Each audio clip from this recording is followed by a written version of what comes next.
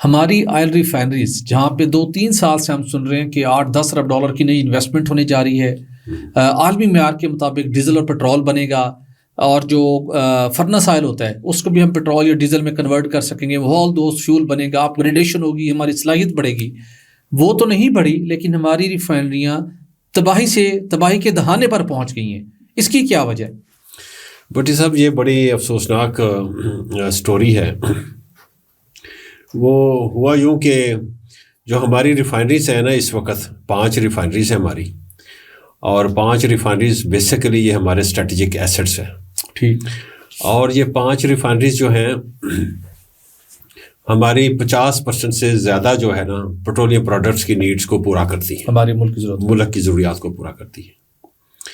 ملک کی ضروریات کو 50% سے زیادہ پورا کرنے والی جو ریفائنریز ہیں وہ اسٹریٹجک ایسٹس بھی ہیں. جب بھی کوئی ایمرجنسی کوئی سچویشن پیدا ہوتی ہے یا وار لائک سچویشن پیدا ہوتی ہے تو یہی ریفائنریز جو ہے نا آرمڈ فورسز کو میکسیمم فیول سپلائی جو ہے انشور کرتی ہیں، اور ساتھ ساتھ جو ہمارا فضائیہ ہوتی ہے اس کو بھی جیٹ پائلٹ کی وافر مقدار جو ہے وہ مہیا کرتی ہے.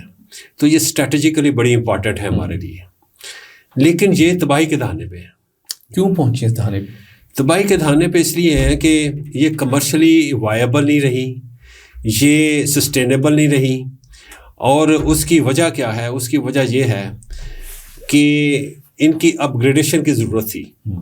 اپ گریڈیشن کی جو کہانی ہے وہ تقریباً 2019 دسمبر سے پہلا ڈرافٹ جو ہے وہ منظور ہوتا ہے اور اس کو دیکھا جاتا ہے، اور کہ اس کی اپ گریڈیشن کی جائے 5 ریفائنریز کی، تاکہ یہ ہمیں معیاری جو فیول ہے جو انٹرنیشنل سٹینڈرڈز پہ ہے یورو 5 کی اسپیسیفکیشن کے مطابق ہمیں پیٹرول بھی اور ڈیزل بھی پرووائڈ کرے.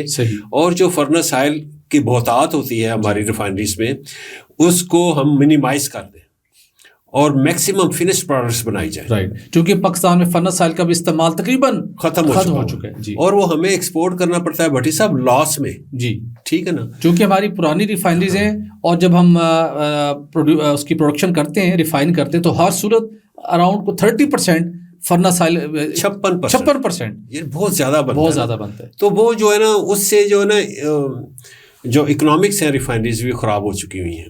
اور جو اس وقت جو ہمارا جو تیل ہے یا جو بھی ہمارا فیول ہے پیٹرول اور ڈیزل جو ہے وہ ایکچولی یورو 2 ہے. تو وہ ایکچولی سلفر کا کانٹینٹ بھی اس میں ہے، اس میں کاربن کی ایمیشنز ہوتی ہیں جس سے اسموگ میں بھی اضافہ ہو جاتا ہے، جس میں وہ انوائرمنٹ فرینڈلی صحت کے لیے بہت خطرناک ہے. بالکل. تو پھر یہ سوچا گیا 2019 میں کہ ہم اس کی اپ گریڈیشن کیوں نہ کریں. لہٰذا 2019 دسمبر میں پہلا ڈرافٹ منظور ہوتا ہے. پی ٹی آئی کی گورنمنٹ آتی ہے. پی ٹی آئی کی گورنمنٹ میں جو اظہر محمود صاحب تھے ایک، اور وہ بھی انرجی منسٹری میں تھوڑی دیر رہے ہیں، لیکن وہ ای اے ڈی میں بھی رہے. پھر علی زیدی صاحب تھے، پھر اس وقت کے جو اور بھی منسٹر کچھ عرصہ رہے. ہاں جی.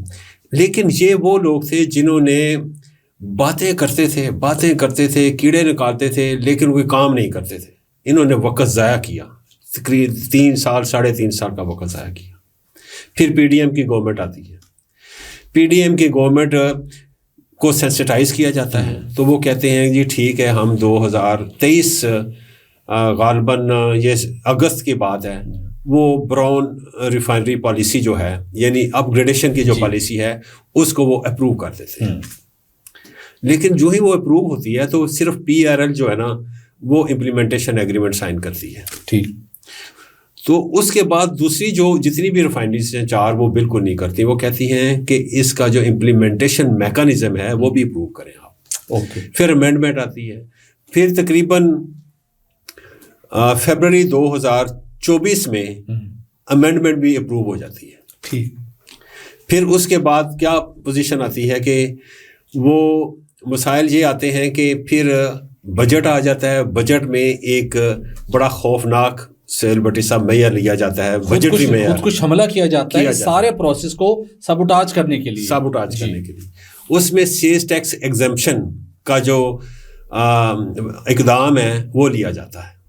اس سے تاکہ یہ اپنی موت خود ہی مر جائے. اب یہاں پہ سوچیں کہ یہ مجھے انٹینشنل لگتا ہے بھٹی صاحب. پھر وہی لابی, اور اس اقدام کی وجہ سے بالکل آپ ٹھیک کہہ رہے ہیں, اس اقدام کی وجہ سے کوئی 60-70 ارب روپے میرے خیال میں ان ریفائنریز کو, میرے خیال میں جو ایک اماؤنٹ ہے نقصان ہو چکا ہے, وہ او ایم سیز کو ہو چکا ہے. اچھا, جو ریفائنریز کو ہے نا سر, ریفائنریز کو جو ہو چکا ہے وہ تقریباً $5 بلین کا نقصان جو ہے نا وہ ملک ہوا ہے فارن ایکسچینج ریزرو کی مد میں, اور اپرچونٹی لاس جو ہے نا وہ الگ ہوا ہے. اب اس یعنی سیلز ٹیکس ایگزمپشن سے مراد یہ ہے کہ آپ جتنے بھی ان پٹ پہ جو ٹیکس لگتا ہے آپ کا امپورٹ سٹیج پہ, وہ آپ ریکور نہیں کر سکتی. بالکل ایسے. جب آپ ریفائنریز ریکور نہیں کر سکتی تو ریفائنری کا جو ایگزسٹنگ آپریشنز ہیں وہ بھی جو ہے وہ ان کی پروفیٹیبلٹی کم ہو جاتی ہے, بلکہ وہ لاس میں چلے جاتے ہیں, اور جو فیوچر کے جو اپ گریڈ پروجیکٹس ہیں وہ انوائبل ہو گئے. اب جب وہ انوائبل ہو گئے تو اس کے لیے پھر 8 مہینے ہو گئے. اب جو فیبرری آ گیا, 8 مہینے ہو گئے ہیں بھٹی صاحب. اس پہ اتنی میٹنگز ہوئی ہیں پیٹرولیم ڈویژن کی ریفائنری کے ساتھ, پیٹرولیم ڈویژن کی ایف بی آر کے ساتھ. اس کو رکوانا تھا, جن عناصر نے, جس لابی نے اس کو رکوانا تھا, انہوں نے ایک اس کے اندر شرارت کر کے اس سائڈ پہ بیٹھ گئے, اور اس کے بعد پورا سیکٹر جو ہے وہ, یعنی کہ ہمارا ملک انڈیجنائزیشن کی طرف نہ جائے, ہمارا ملک امپورٹ سبسٹیٹیوشن کی طرف نہ جائے, امپورٹ سبسٹیٹیوشن کی طرف نہ جائے, امپورٹ پر ہی ریلائی کرتا ہے. اگر ریفائنریز اپ گریڈ ہو جاتی ہیں تو میں آپ کو بتا دیتا ہوں کہ فائدہ کیا ہونا تھا. ہمیں فائدہ یہ ہونا تھا کہ 99% پیٹرول بننا تھا, 99% پیٹرول کی پروڈکشن بڑھ جانی تھی, ٹھیک ہے نا, اور 47% ڈیزل, اور جو فرنس آئل کی ریڈکشن ہونی تھی وہ 78% ہونی تھی. اب یہ دیکھیں کہ آئل امپورٹ بل کتنا کم ہو جانا تھا, جسٹ امیجن. سالانہ $1 بلین کا فائدہ ہونا تھا, زر مبادلہ کے ذخائر کو فائدہ ہونا تھا بہت زیادہ. لیکن یہ جو شرارت ہوئی ہے, اس شرارت کے نتیجے میں کس کو فائدہ ہوا ہے؟ امپورٹ لابی کو. یہ سمجھانے کا مقصد ہے, اور اتنی زیادہ میٹنگز ہوئی ہیں اس پہ. تو بھٹی صاحب انہیں پتا تھا کہ یہ رول اوور امپیکٹ اس کا کتنا خوفناک آئے گا, یعنی بائی ڈیزائن انہوں نے ایسا کیا. اب میٹنگز پہ میٹنگز ہوتی رہی ہیں, SIFC نے بھی بہت ساری میٹنگز کی, ورکنگ گروپ لیول پہ بھی کی, پھر جو تھا EC لیول پہ بھی, ایگزیکٹو کمیٹی کے لیول پہ بھی کی, پھر پرائم منسٹر نے بھی نوٹس اس کا لیا, اور پرائم منسٹر نے کہا یار اس کو ریزالو کرو, $6 بلین کی انویسٹمنٹ ہونی ہے, تو میں تو انتظار میں ہوں, اور SIFC بھی چاہتی ہے کہ $6 بلین کی اس میں انویسٹمنٹ شروع ہو, کوئی یعنی حرکت میں برکت ہے, کوئی کام شروع ہو. تو وہ سارے کا سارا جو مسئلہ ہے ابھی تک جو ہے وہ بالکل اسٹینڈ اسٹل ہے. میں بالکل سمجھ, اور اب IMF کے کو یہ کچھ کہتے نہیں ہیں, کیونکہ انہوں نے ایک بجٹری میئر لیا ہے.